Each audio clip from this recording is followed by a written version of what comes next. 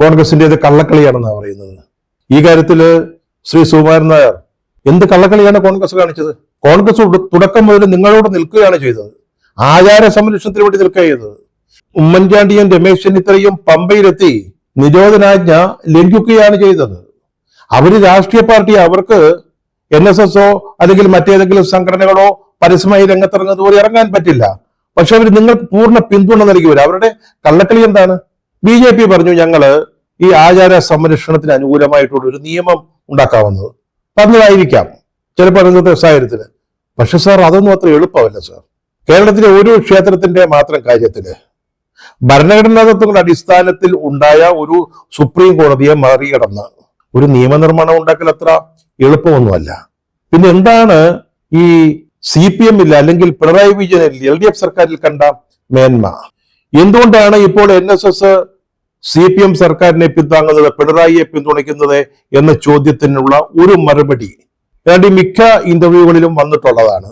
അതെന്താണെന്ന് ചോദിച്ചാൽ, ഈ 2018 സമരം നടക്കുന്ന കാലത്ത് സർക്കാർ വിചാരിച്ചിരുന്നുവെങ്കിൽ കൂടുതൽ സ്ത്രീകളെ വേണമെങ്കിൽ സന്നിധാനത്ത് എത്തിക്കാമായിരുന്നല്ലോ, എന്നിട്ടും അവരത് ചെയ്തില്ലല്ലോ എന്ന ഒരു ന്യായമാണ് ചോദ്യങ്ങൾക്ക് മറുപടിയായിട്ട് ശ്രീ സുകുമാരൻ നായർ ഈ മാധ്യമ പ്രവർത്തകരോടൊക്കെ പറഞ്ഞിട്ടുള്ളത്.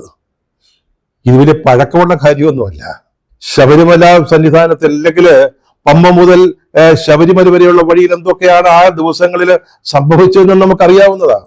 ഭക്തജനങ്ങൾ ഒന്നിച്ചു നിന്ന് എതിരിട്ടത് കൊണ്ടാണ്, അവരുടെ എതിർപ്പ് വകവയ്ക്കാതെ മുന്നോട്ട് ഈ സ്ത്രീകളെയും കൊണ്ട് പോകാൻ പോലീസിന് കഴിയാതെ വന്നതുകൊണ്ടാണ് അന്ന് ഈ സ്ത്രീ പ്രവേശനം പരാജയപ്പെട്ടു പോയത്.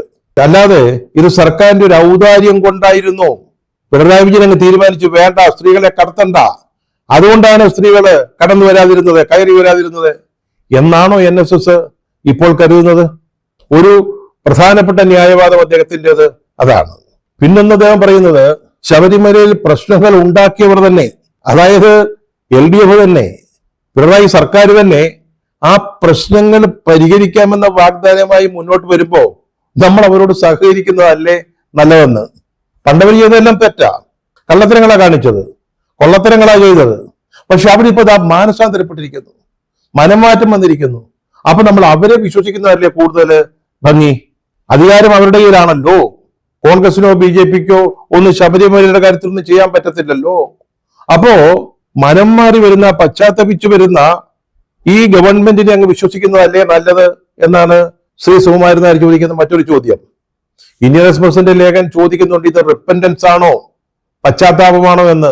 അങ്ങനെ കരുതുന്നില്ലെന്നാണ് പക്ഷേ സുകുമാരൻ നായർ പറഞ്ഞിരിക്കുന്നത്. പക്ഷെ തെറ്റ് തിരുത്താൻ തയ്യാറായി വരുന്നവരെ സ്വീകരിക്കുന്നത്, അവരോട് സഹകരിക്കുന്നതാണ് നല്ലത്, കൂടുതൽ നല്ലത് എന്ന് അദ്ദേഹം പറയുന്നു.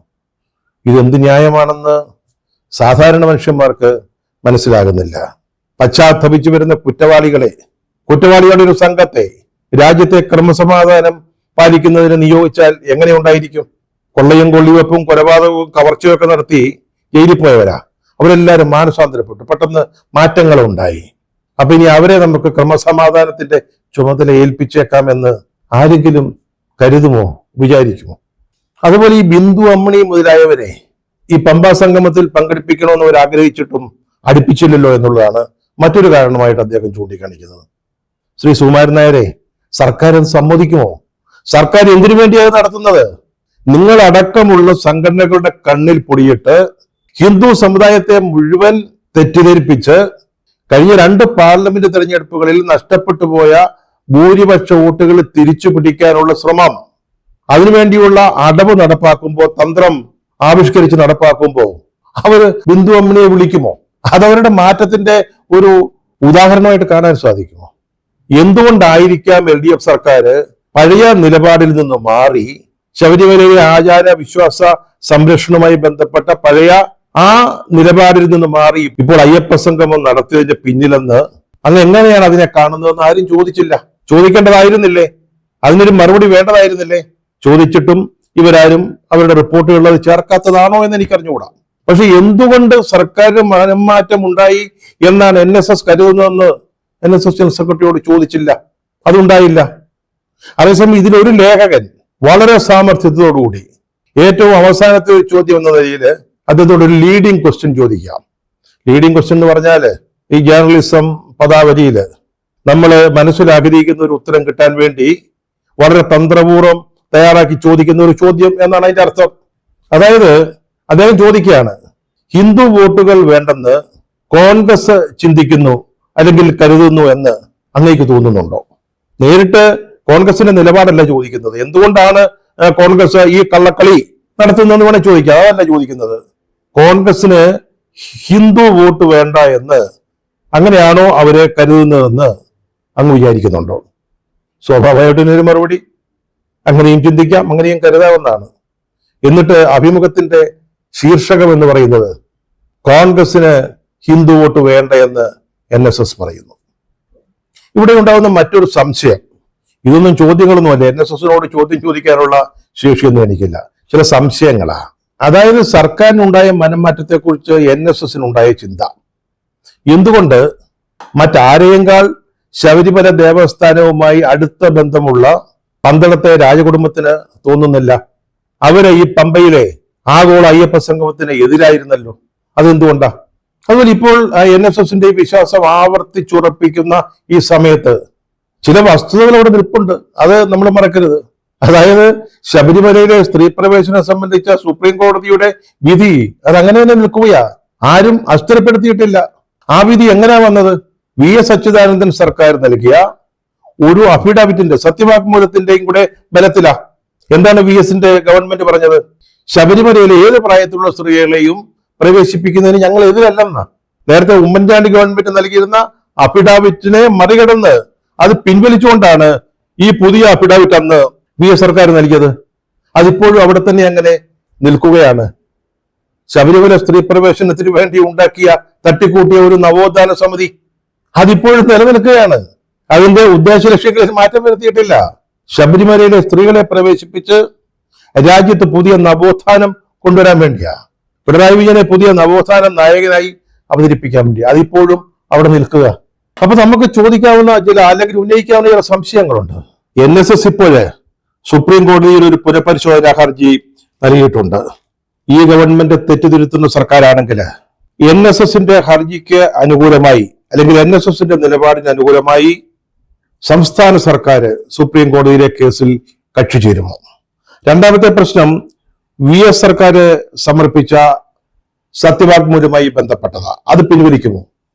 പിൻവലിച്ചാൽ പോരാ. ആ സത്യവാങ്മൂലത്തിൽ പ്രായപൂർത്തിയാകാത്ത സ്ത്രീകൾ, അതായത് 10ഉം 50ഉം വയസ്സിനിടയ്ക്കുള്ള സ്ത്രീകൾ ശബരിമലയിൽ പ്രവേശിക്കരുത് എന്നാണ് ഞങ്ങളുടെ നിലപാടെന്ന് വ്യക്തമാക്കുമോ? എങ്കിൽ ശരിയാ.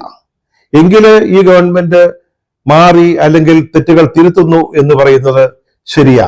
അപ്പോൾ നമുക്ക് ശബരിമലയിലെ ആചാരങ്ങളുടെയും വിശ്വാസങ്ങളുടെയും സംരക്ഷണം ഈ സർക്കാരിനെ ഏൽപ്പിക്കുന്നതിനെ കുറിച്ച് ആലോചിച്ചു തുടങ്ങാം. NSSന്റെ ഈ തീരുമാനത്തിന്റെയും അല്ലെങ്കിൽ നിലപാടിന്റെയും പിന്നിൽ എന്താണെന്നൊക്കെ ഉള്ളതിനെ കുറിച്ച് വലിയ ചർച്ചകൾ നടക്കുന്നുണ്ട്. അതായത് രമേശ് ചെന്നിത്തലയെ താക്കോൽ സ്ഥാനത്തേക്ക് UDF അധികാരത്തിൽ വന്നാൽ മുഖ്യമന്ത്രിയാക്കുക, അതാണ് ലക്ഷ്യം. അല്ലെങ്കിൽ VD സതീശൻ ആ സ്ഥാനത്തേക്ക് വരുന്നത് തടയുക എന്നൊക്കെ പറയുന്നുണ്ട്. അതൊക്കെ ഇനിയും നമ്മൾ കാത്തിരുന്ന് കാണേണ്ട കാര്യങ്ങളാണ്.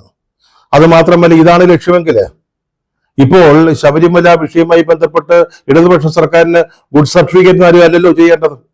അത് മാത്രമല്ല, തെരഞ്ഞെടുപ്പിന് തൊട്ടു മുമ്പുള്ള 24 മണിക്കൂറിൽ സംഭവിക്കുന്ന ചെറിയ കാര്യങ്ങളായിരിക്കും തെരഞ്ഞെടുപ്പിനെ സ്വാധീനിക്കുന്നതെന്നും നമ്മുടെ സുകുമാരൻ നായർ പറയുന്നുണ്ട്.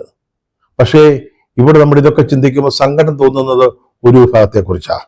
ശബരിമലയില് എല്ലാ പ്രായത്തിലുള്ള സ്ത്രീകൾ കയറുമെന്നും അതോടെ കേരളത്തിൽ ഒരു പുതിയ നവോത്ഥാനം ഉണ്ടാകുമെന്നും നവോത്ഥാന പ്രക്രിയ അരങ്ങേറുമെന്നും വിശ്വസിച്ചിരുന്ന, പിണറായിയെ സപ്പോർട്ട് ചെയ്ത വനിതാ വിമോചന പ്രസ്ഥാനക്കാര്, ഇടതുപക്ഷക്കാര്, ബുദ്ധിജീവികള്, അതുപോലെ പിന്നാക്ക സമുദായക്കാര്, അതൊരു വലിയ വിഭാഗം ഒരു പുതിയ നവോത്ഥാനത്തിനായിട്ട് കാത്തിരിക്കുകയായിരുന്നു. ഇവരിപ്പോ എന്തായി എന്നാണ് ചോദിക്കേണ്ടത്. ഇത്തരത്തിലുള്ള ആളുകൾ വന്നുപെടുന്ന അവസ്ഥയെക്കുറിച്ച് ഒരു പുരുഷനാമം ഉപയോഗിച്ച് പലരും പരിഹസിക്കാറുണ്ട്.